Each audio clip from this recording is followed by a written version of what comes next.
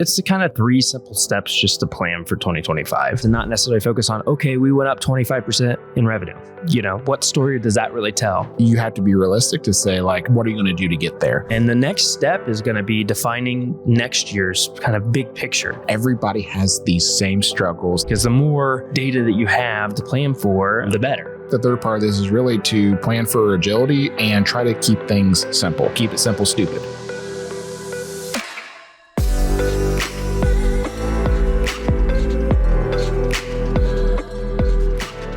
Hey, everybody, and welcome to another episode of the Next Gen Strategies podcast. As always, my name is Grant Covault, joined today by Tyler Davis.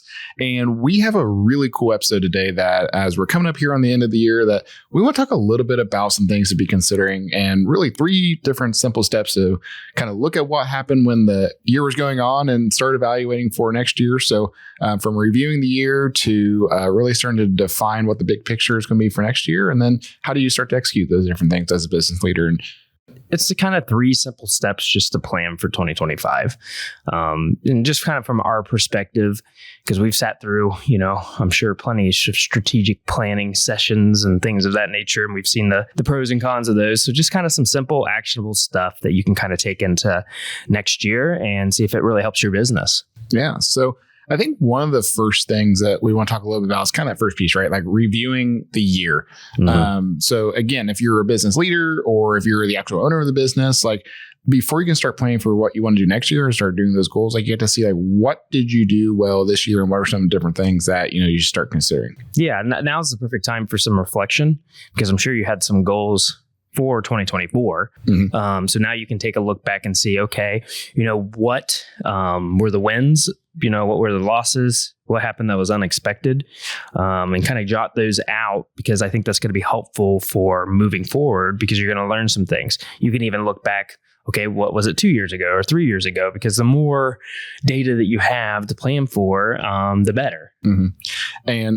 And I make this joke on every single podcast, but I think one of the things you start with the numbers. Mm-hmm. And again, coming back from a marketing standpoint, I think one of the things you need to look at is really where were you profitable? Where were you not profitable? And I'm sure you can add a little bit more color to, what somebody should be considering when they're starting to look back at their numbers for the year. Yeah, you're really trying hard to make sure I talk about taxes on this episode, but I don't think that's going to happen. Leave taxes out. Let's just go with the first piece of it. Well, I think when you're talking numbers, most people are going to pull their P&L and say, okay, how we've done so far, year to date. And I think you probably know this too. Most people are looking at like what was total revenue versus what was expected. And I think that's important because, top line's the first number you see on the financial statements. But I think what's really important is to analyze not only the top line, what came in revenue, but look at all your cost centers and try to start looking at what profitability was. I mean, clearly you're going to have profitability for the entire organization, depending how you have your books set up. Sometimes it's hard to see how it was broken out by different service centers or products, but I would encourage you to do that so that you can start seeing, okay, what were the margins in the different areas of my business? And let's see if that tells a story. Are we really happy with that? Are we not? What happened during the year that affected that? Did materials go up? I'm sure they did. Did your cost for labor go up? I'm sure they did. So did you anticipate that? Was that reflected in your pricing? What are we going to do with that moving forward? How are we going to adjust? What's the market temperature? Like there's all these things that you can kind of get into for your planning based on getting at a more micro level on the profitability of the business and not necessarily focus on, okay, we went up 25% in revenue. What story does that really tell? Yeah. Yeah. And I think to add on to that too, one of the things to also look at is like, where do you have a lot of expenses that would maybe surprise you? And I think one of the things that people get into is oftentimes the tool and software expense. So that's kind of one of those things. And I'm sure you probably see this on the accounting and financial side all the time. But, you get into those subscriptions to where, somebody, and maybe you didn't even know you still had a subscription. And so you're just used to paying the subscription cost and you start to kind of do an analysis at the end of the year and you're like, man, we have 3 different types of video tool that we're paying subscription costs for, or there's some, training software that you signed up for. Or maybe you thought, somebody was going to use something. You're like, why are we still paying for this? And I think it is really, really important that as you're going through and doing that, like in all the different departments, like you should be going and also asking those folks like, hey, are you still using this? Is this a good idea? Like, should we be cutting this? Should we be doing something different? Because I think that you can cut some serious costs really quick with software whether you're using one or not. Yeah, now is an opportunity to look at a lot of things because depending on how you buy your resources, sometimes they're month to month, sometimes you buy an annual contract, sometimes they fall around this time of the year, or they'll happen here soon in maybe the first quarter of the next year. So you might have tried something new this year, measure how it worked. That's why it's really important to be able to see your numbers by, cost center. And when I say cost center, I just mean, okay, this type of service or product generates revenue. What are the costs associated with it? So you can kind of see some impact there. And as you're drilling in, you can see, okay, we bought this tool, didn't go as we planned. We should probably nix that. Or no, this did really well. We're going to double down on it. You can look at all kinds of different things, lease costs, insurance costs, like things that could be evaluated and seeing what their net effect is on the business. Now is a perfect time to do that. It's kind of like housekeeping at the end of the year. Mm-hmm. And I think the kind of last piece on that review is oftentimes looking at your customers and your customers, clients, whatever you call them. One of the most important things is start looking at, as where did I fall this year? Like how many new customers did I get in and what's the revenue look like for those customers that came in this year?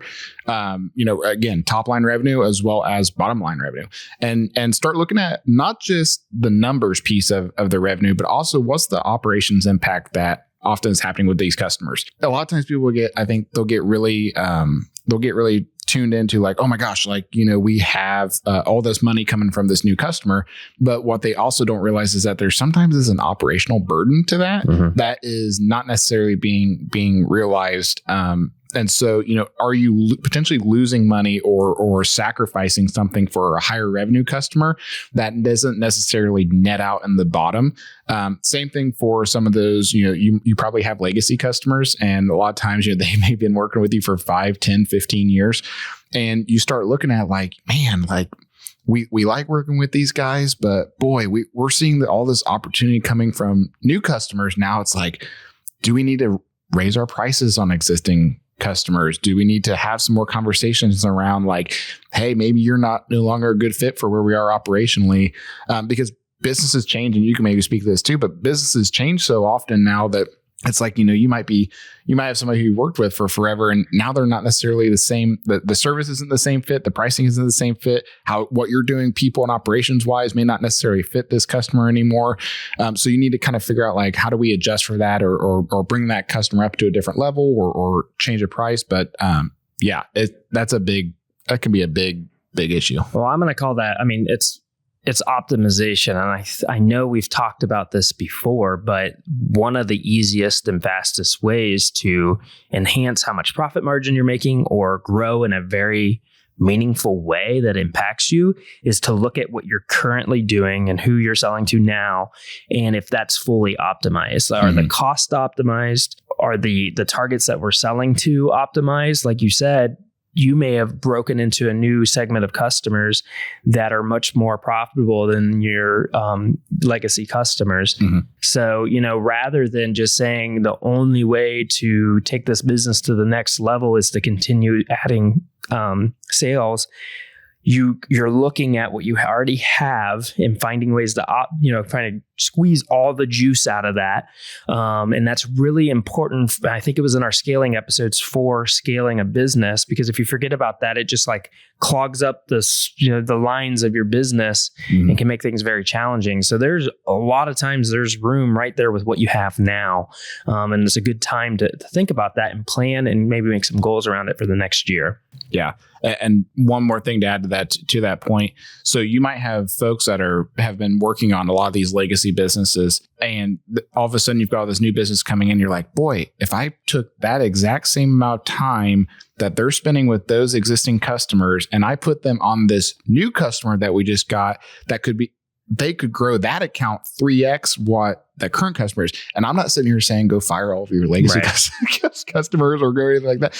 But like you may need to shift a bunch of things or shift the type of person or type of service who's servicing one to a different one to make sure like you're potentially saving the one and maximizing the other. I think that's a really hard part of business. I think that's one of the ones that kind of turns the most guts too, because especially in like new stage businesses, or even the later stage ones as well, everyone always has a segment of their business that is just hanging on there and is kind of dead weight.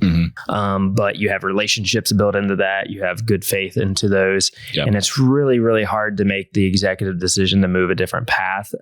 But it's one of those things to survive, you have to do. And because your competitor will, and you have to, I know you make the best product, you have the greatest service, and like you're passionate about it. And for you to be able to continue doing that, these are the things you have to do. That's the mind that you have to have with this, is that this is sustainability.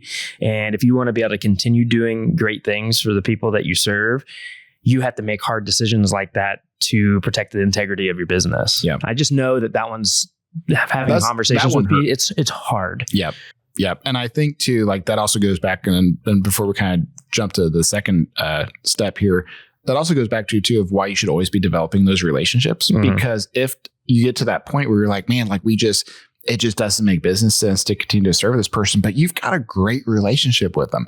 You want to be able to, if you have to offload them, or you need to change a little bit of what you're doing, or maybe you only offer half that service, to be able to go to that person and say like, hey, we're not going to necessarily still offer this product or the service the same way, but I do have somebody who is doing that, who is going to be a better fit for you, and we're happy to help transition over a certain period of time. That's a lot better than coming to them and saying like, oh, no, we're done. So, that's something that, continue to always have those relationships. We talked about in the other episode of other folks maybe do similar things to you. Yeah. That way you can always kind of have that ability to keep that customer happy, really help their business, but maybe it's in a different way moving forward. Yeah. And I think that leads to this kind of your product or your service in terms of, because we're talking about optimizing your sales, but the actual thing that you deliver, optimizing that is a big deal too, because this is the opportunity for you to kind of look at your product market fit, as the marketing experts would say, right? There you go.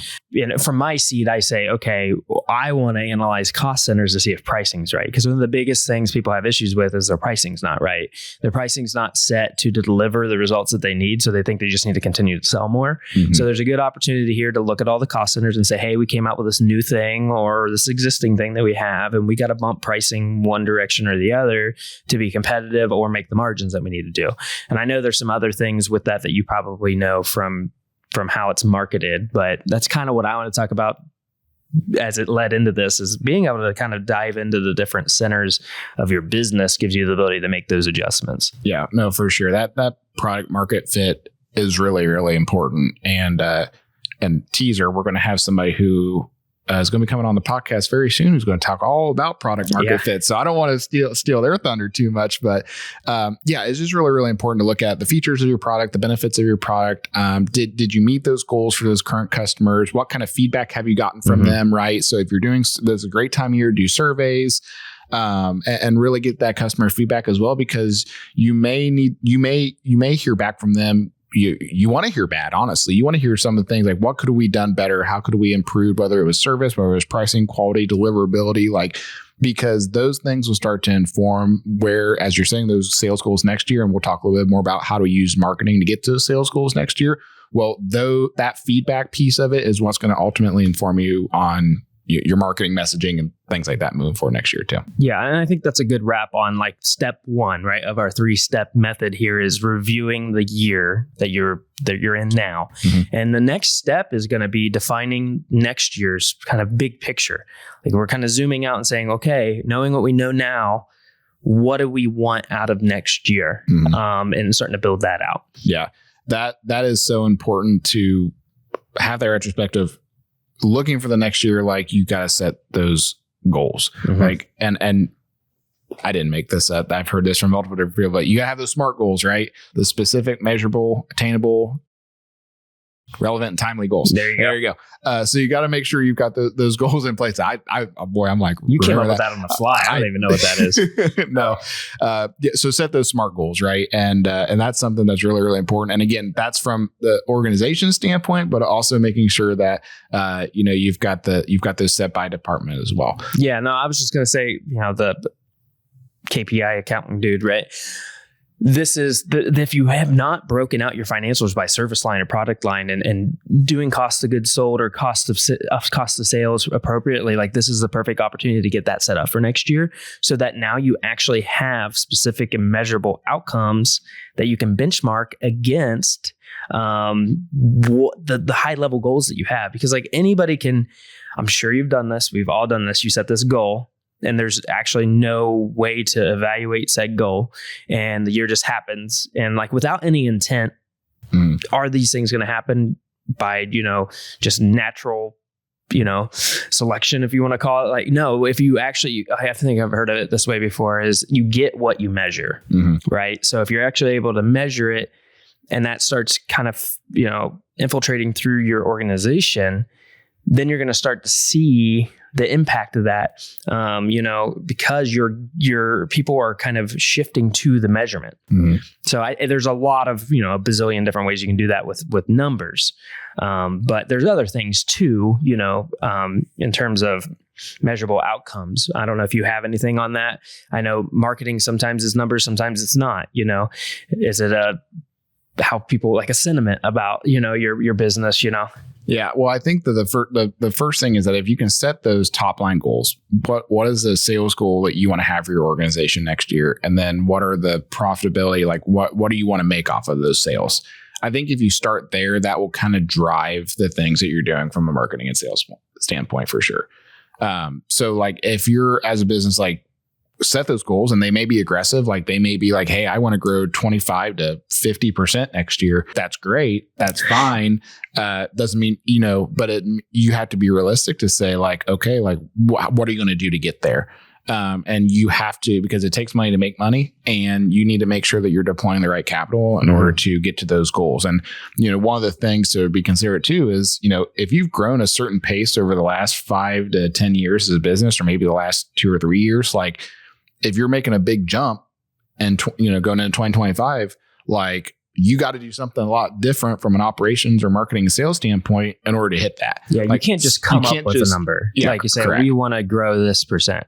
Well, okay, if you're going to say that, then what is the data or circumstances surrounding why that may happen? Yeah. Is that because you've just seen a surge in the demand for your product or service? Or is it because you're going to do, intent, you have intent behind, here are the things that we're going to do to make that happen? It's not just a made up number. Yeah, that's a really good point. So like, yes, you might have some existing customers that you're bringing on right here at the end of 2024. And you're like, yeah, that's going to get us to this aggressive new goal next year.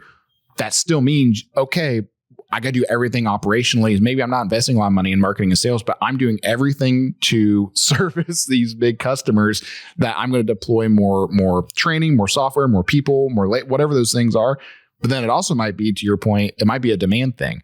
I have a lot more demand now for a certain product or service that I offer. I don't have it captured yet in customers. I maybe have 1 or 2, but now I need to deploy a heck of a lot more on the sales and marketing side, things to make sure that I am out there, whether it be through, paid advertising, trade shows, events, whatever is, to make sure I'm capturing that demand. So I think this leads to, we hinted about it before, but now that you've heard this, and you're going into 2025, you're not going to do this anymore, right? You're not just going to set goals based on top line results, whatever total revenue is for your organization.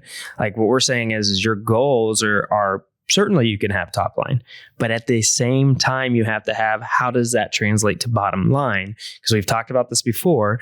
If you just come up with some, 25% increase of a goal, and that's what you're measuring, well, the culture and the people in your organization are just going to be chasing growing revenue 25%. How much does that cost? Right. And if you're not measuring the bottom line and keeping that in check, then you're losing all the focus on what it's actually going to generate in bottom line income to the business. And I think, I come back to, you get what you measure. Right. So if you are actually looking down at the bottom line, then, and that's infiltrating through the teams, that's going to make an impact. So we're not just throwing money after getting more revenue and not actually making any more money at the end of the day. Right. And that goes back to your scaling. Why you would want to use a percentage of that top line revenue versus just a number. Because if you just use a number, that number could just stay the same for forever, and you grow your top line, 10x your top line. And then if your profit doesn't move with that, then that could turn to an issue. I mean, it sounds really simple, right? And that's, I guess, why it's simple. But if you're going to your team and saying, we want to grow the business by 25%, and it's only focused on revenue, well, you could be missing out on somebody who has a great idea that says we can grow the business 25% on the bottom line by being more efficient here. And we didn't even gain a new customer. Yep. So if it's measured down there, there's two ways to get there. There's increased revenue or to decrease cost. Yeah. So you have smart people looking at that. Most of the time, you have people that are better at what what they're doing than you are, and they're looking at it a different way. And you can get to a goal two different ways that are really impactful, and it's great for the sustainability of the organization. I think if you went and realistically asked some of your employees right now, with everything that's happening in AI, I'm still seeing a lot of organizations trying to shift to stay up. And I think that a lot of people are realizing in the conversations I've had with some different people is they're heavy on people because they haven't innovated their processes to be able to better utilize that labor. And so I think if you were to organically ask them, the people like, could you do more with less because if we got this new tool or this new AI or something, like they'd probably be like, yeah, I would love to be able to use this, and I could do my job 3 times over, or I can get, which would allow me to go do this, and this while you're chasing these other things. So like, I'm seeing a lot of people saying that we want to grow next year, but a lot of them are like, man, like we could actually just increase our profitability if we did a couple different things with the labor side. Well, I think employees know where the waste is. Yeah. They see it every day. Yeah. Like I guarantee if you sampled your employees, they know where there's waste. Yeah. And they want to solve that. Like they don't like it. They think it's stupid, So exactly. It's just something that they have to do because that's how it works right now, So that's the beauty of the get what you measure thought process. Yeah. I mean, really looking at top and bottom line goals. And I like to put an emphasis on the bottom line because it keeps everything accountable. Yeah. And I think what we're saying here too is that you can have a million meetings, put together this big plan, but you have to make sure these are very specific, measurable, and that you touch on them through the year. And that might mean you're looking at a very small thing in the grand scheme of what the big plan is, but that's part of that department's input to the goal. It might be, how do we, it's a big construction company. How are we going to reduce our scrap? And that might be part of the overarching goal of increasing bottom line 5%. Right. But then for a different department, it's how do we get better customers, Yep. So there are measurable points that they can take for their monthly meetings or quarterly meetings and all of that. And not everyone's got to focus on this big picture and not understand it. They can kind of focus in their lane. Yep. Exactly right. So we've kind of talked, 3 steps, right? We talked about review the year. We talked about kind of then defining what's next year's goal is going to be and what's the big picture. And I think the third part of this is really to plan for agility and try to keep things simple. Tyra and I both played a lot of sports. And one of the things that I used to have a coach I would always say was keep it simple, stupid. Right. So the KISS method. The KISS method. Yeah. And I love I love talking about that in business because, a lot of times things can be overcomplicated, or you try to add too many steps to things, or you get way too far out in front of your skis. And then you turn around and you're like, we didn't have to do all this. We could have just made it a little bit easier. Well, we were almost going to make the topic of this episode, this thought right here too, is that with modern businesses right now and with how much the world's changing. I mean, we just had an episode about what in the world might happen with tariffs. We have AI, we have the labor market being crazy, right? All these things are moving way quicker than, if you plan a yearly goal in November or December. Yeah. It might be completely on its head by February. So what you want to design this with is the ability to be agile with it and change. Like there's not a problem with changing. And that's why when we think about how simple the goals can be in each area in the lane that they need to be, well, okay, then they can change as long as the grand idea is how does this map back to the big goal that we have. Yep. And it might mean you just a whole new goal that shows up, but don't be afraid to just do it live, basically, because the businesses move way too fast to have these big, long goals. Yeah, I think that's been one of the biggest issues is sometimes you get so you get so stuck on these goals that you miss the ideas to organically be innovative, and you get scared to make those pivots. And I think that if you're empowering your people, which is like what we're just saying, like people can identify waste. If you're empowering your people to be innovative and you're asking for real-time feedback and, within a department to bubble things back up, like you would feel more comfortable taking a little bit more risk to be more agile to what's coming in because you trust in the outcome of what's going to happen because you just know you've got those people who can do those things. So I think that's a really important, like you shouldn't just rely on your leadership team to do the thinking. Like you got to empower those folks who are throughout the organization to be able to bubble those things up real time to be able to stay agile and not be so blinders that you don't see other opportunities that might be there. Yeah. You have to commit, right? So like you can't just dream up this vision in your own head and then try to pull the levers and get it to happen because no one else knows what the goals are. It's like when you put this together, you really have to commit to checking in on those goals regularly. And the way I see it, and I've had this happen in my experience in my working career, is that you'll come up with these goals and you try to infiltrate it through the organization. And if you're not measuring it, and if you're not breaking it apart and getting actionable insights, then people they're busy. Like they're going to stay in their lane that they're doing right now. And they're not thinking globally about the entire organization. They're thinking about whatever they're doing right now and getting through it. So like my piece of advice and what I've done before is that, when you're kind of leading a team, like I created a spreadsheet. It doesn't have to be a spreadsheet, it can be whatever. I'm an accountant, I'm a nerd, I like spreadsheets, right? But I'm putting right at the top of it, what were the goals? And then I am tracking how we're measuring against those goals. And we're checking in with anybody on the team every single month. And it's right at the top, so we don't get in the weeds, right? And okay, we're working on something that doesn't even, relate back to the goal. But it's a part of every monthly meeting. It's a part of, the goals of the team and the organization. Because yes, you are working on the day-to-day, but here's this thing that we're working on to get better. And I think that's what you have to do when you're putting this together. Now you have to figure out, okay, how am I going to disperse it through the organization? Who's going to be responsible for every piece of this to get to the goal? And how are they dropping that down and making that a part of the day-to-day culture of the organization? Because I've seen it 1,000 times where here's the goal. It doesn't get infiltrated through. And it's like a rubber band. We might start really well at it in the first month or two while it's fresh, and then boom, you let go of the rubber band, it goes back to old ways. It's kind of like people who have that New Year's resolution to be really healthy and get fit. It's the same thing. And then all of a sudden they get going after Christmas and New Year's, and they're hitting the gym, and everybody's feeling really good, and then all of a sudden something happens, and beginning of February everybody just stops going to the gym. Well, that's what happens. You're weighing yourself every single day, right?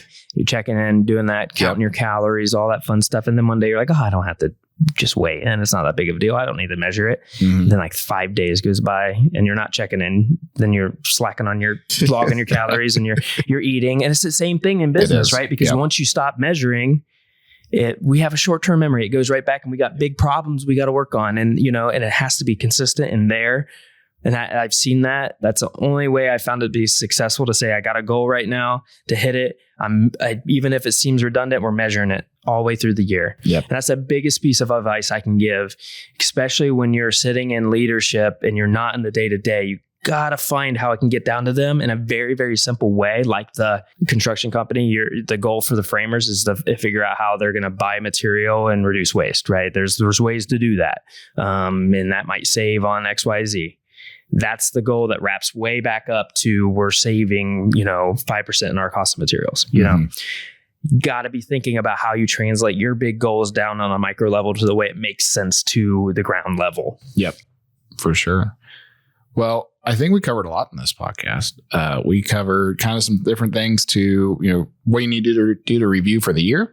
Talk a little bit about, how to define next year's big picture. What are different things you should be considering? And then, of course, right, once you got that plan in place, how do you actually execute it? What are the things you can do to stay agile and not have a New Year's resolution effect of, going into next year, we're going to get fit, we're going to get healthy, and then we just kind of drop off. Let's avoid making sure we do that in business. That's really, really important. Yep. It takes discipline, takes a lot of work, but I think you'll see some actions if you use this kind of 3-step process moving forward with your business.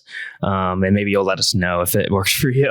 Yeah, there you go. And also too, like there are very specific like strategic planning like methods to go through. Like there's EOS, like there's a lot of things like that too. So like seek out those obviously those experts and those expertise that really help you with this implementation side. But if anything, this hopefully at least gets the wheels turning, and maybe we said a couple of things you might think a little bit differently of going into next year. And just know that we've worked with just about between the two of us every type of business you could think of, from manufacturing to service-based businesses.